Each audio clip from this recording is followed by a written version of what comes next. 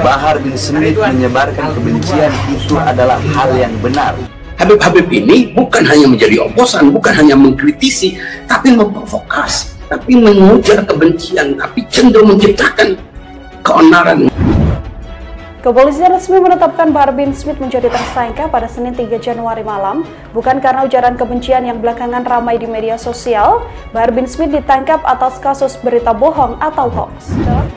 6 pengawal beliau, 6 laskar beliau dibunuh, dibantai, disiksa, dicopot kukunya, dibantai, dikuliti, kemaluannya dibakar, mereka dibikin seperti binatang. Saudara Habib ini identik dengan sikap-sikapnya, urakannya, kontroversinya, pernyataan-pernyataannya yang kasar, cenderung menimbulkan keributan, keonaran.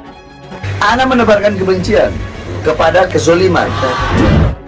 Ujaran kebencian yang disampaikan pada tanggal 11 Desember 2021. Tapi masyarakat menginginkan, sebagian orang mengeluh-elukan, memujanya, mencium dengkulnya, kakinya, dan seterusnya. Nah, ini sebetulnya bisa merusak citra Habib, karena Habib itu jumlah jutaan di Indonesia. Jadi janganlah kita mendewakan karena nasab. Ya, jadi tidak ada jaminan bahwa kalau yang disebut sebagai Habib dijamin masuk surga. Seolah kunci surga itu kunci neraka mereka yang pegang, mengkafir-kafirkan orang. Jadi kalau ada yang merasa tersinggung, ya dia pelaku kezaliman. Ya, itu aja ribet amat. Yang melaporkan Habib yang menjadi biang semua persoalan ini adalah Habib. Dengan dilaporkan menunjukkan bahwa Habib tidak semuanya merasa dirinya yang harus dimuliakan. Jangan dikit-dikit melaporkan, terus diproses. Nggak boleh Anda bilang ente jangan asal lapor. Hak dia untuk lapor. Nanti yang pusing itu bukan ente, yang pusing itu pengadilan, jaksa. Itu memang tugas pengadilan. Anda nggak paham itu kalau begitu. Dengan munculnya Habib lain yang melaporkan, maka disinilah masyarakat mulai memahami ternyata Habib itu tidak semuanya mendukung Habib urakan ini. Saya tidak intervensi ke dalam kasus itu. Diingat untuk menetapkan tersangka Bahar ini terus berkembang sampai sekarang sudah lebih dari 50 orang menjadi saksi, baik saksi ahli maupun saksi fakta. Saat ini total keseluruhan saksi kasus Bahar bin Smith menjadi 50 orang dengan 2 alat bukti lain sebagai pendukung. Saksi yang diperiksa bertambah menjadi 50 orang dan bertambah menjadi 6 item barang bukti yang berhasil kita sita. Jikalau nanti saya tidak keluar dari ruangan atau saya di penjara, ini adalah bentuk bahwasanya keadilan dan demokrasi sudah mati di negara kesatuan Republik Indonesia yang kita cintai. Tidak semua Habib itu menjadi panutan, tidak semua Habib memposisikan diri sebagai agamawan, sebagai ulama. Hanya justru yang ngomong yang ngawur itu justru yang diutamakan oleh orang karena doktrin yang salah, karena menganggap dia itu adalah suci. Itu masalahnya. Nah, sebelum si Smith ini masuk, si Bahar masuk ke ruang pemeriksaan, memprovokasi dulu di luar. Berarti saya telah ditahan, berarti saya telah dipenjara. Maka wahai rakyat, wahai bangsa, wahai Indonesiaku, wahai rakyatku, wahai bangsaku, khususnya umat Islam. Umat Islam yang mana yang diajak? Umat Islam yang mana yang diajak? Sebelum menjalani pemeriksaan, ia sempat mengucapkan sumpah serapah kepada awak media. Jikalau nanti, andaikan jikalau saya masuk diperiksa, saya tidak keluar lagi, berarti saya telah ditahan, berarti saya telah dipenjara. Jangan pernah tunduk kepada kezaliman dari manapun datangnya kezaliman. Yang mana yang dikatakan kezaliman? Yang mana yang dikatakan kezaliman?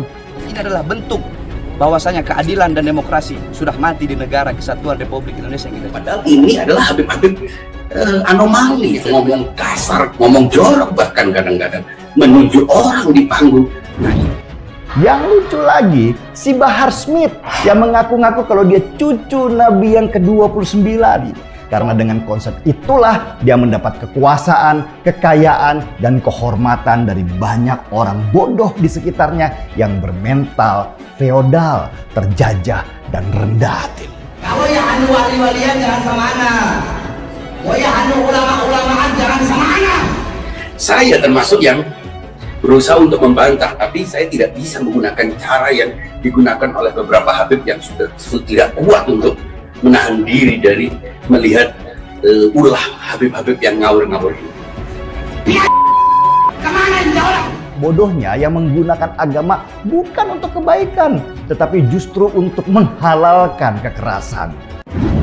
Ente orang, para habaib, para kiai, para ulama, siapapun ente, mau ente anaknya wali, mau ente anaknya ulama, ente mengkhianati Habib Rizik, bakal anak habisi satu-satu. Dan kemudian kalau kita hendak menegakkan hukum, jangan lihat Habib. Padahal yang diekspos mestinya kejahatannya, delik hukumnya, tindakannya, bukan karena Habibnya.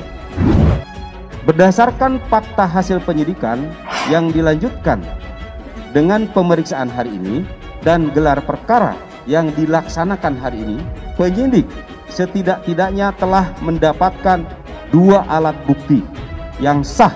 Dengan demikian, penyidik telah dapat meningkatkan status hukum Saudara BS dan Saudara TR menjadi tersangka. Dalam konferensi pers, Direktur Reserse Kriminal Khusus Polda Jabar, Kombes Pol Arif Rahman mengatakan, Bahar bin Smit resmi menjadi tersangka atas kasus berita bohong tersebut dalam ceramahnya di Marga Asih dan dianggap sengaja menerbitkan keonaran di kalangan masyarakat. Kenapa kalau saya tidak Jokowi mau ditangkap saya? Jokowi bangsa, tangkap saya polisi. Negara tidak boleh kalah. Dan sekarang itu kan canggih, orang mencari pelaku dan mencari aktor intelektual itu sekarang gampang sekali, apalagi sudah ada digital seperti sekarang gitu.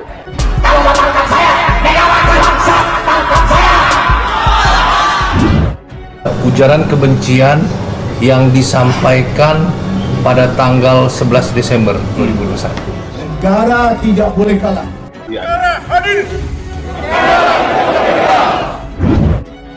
Penyidik juga telah melakukan penggeledahan dan menyita barang bukti.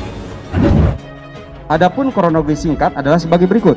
Berawal dari adanya laporan dari Saudara TNA tentang kegiatan ceramah Saudara BS pada tanggal 11 Desember 2021 di Marga Asih, Kabupaten Bandung, berkaitan dengan ucapan Saudara BS saat ceramah yang mengandung berita bohong yang kemudian diupload oleh Saudara TR ke dalam akun YouTube dan selanjutnya disebarkan atau ditransmisikan sehingga viral di media sosial. Itu nanti dibicarakannya saat restoratif justice. Itu nanti bicaranya itu. Ada ketentuannya kok, tidak pidana yang mana yang boleh restoratif justice. Enggak semua tidak pidana boleh restoratif justice. Dibaca lagi lah, dibaca lagi. Tapi kalau salah jangan takut kepada siapapun, kepada jenis makhluk apapun. Kalau memang salah sikat aja, kan gitu. Ini untuk melindungi masyarakat kan. Bahar bin Smit ini mengatakan bahwa ke-6 Laskar FPI yang tertembak sebelumnya dianiaya, dicabut kukunya dan sebagainya dan sebagainya. Saya bisa membuktikan bahwa itu bohong. Saya bisa membuktikan bahwa itu bohong. 6 pengawal beliau, 6 laskar beliau dibunuh, dibantai, disiksa, dicopot kukunya, dibantai, dikuliti, kemaluannya dibakar, mereka dibikin seperti binatang, saudara-saudara. Dibuka persidangan, ini fakta persidangan. Kami memeriksa ahli forensik yang memeriksa mayat dari ke-6 orang ini. Kebetulan pertanyaan dari anak saya, dan saya di sebelahnya, saya mencatat pertanyaan ini. Anak saya Dr. Ragadoyo Sodiningrat, pertanyaan dia kepada ahli, saudara ahli, tadi saudara menyebutkan menemukan ada luka tembak yang menyebabkan kematian. Selain luka tembak, apakah saudara juga menemukan ada luka bakar? Tidak. Apakah saudara juga melihat ada luka lain seperti misalnya lebam? Tidak. Apakah saudara juga melihat ada kukunya dicabut? Tidak. Semua kuku utuh, saudara ahli? Ya. Semua ahli forensik yang memeriksa mayat itu memberikan jawaban seperti itu. Lantas informasi yang diberikan saudara Bahar bin Smit itu, apakah itu tidak palsu? Apakah itu tidak palsu? Itu jawabannya. Nah, dalam kaitan Habib Bahar ini, kesalahannya itu di mana? Dia menyatakan adanya dugaan tanda-tanda penyiksaan atau penganiayaan. Saya menjawab pertanyaan dia, di mana letak salahnya Bahar Smith? Di situ salahnya. Seperti saya uraikan tadi, jelas kan. Gak usah berteori-teori lain, kita juga ahli hukum semua kok. Habib Bahar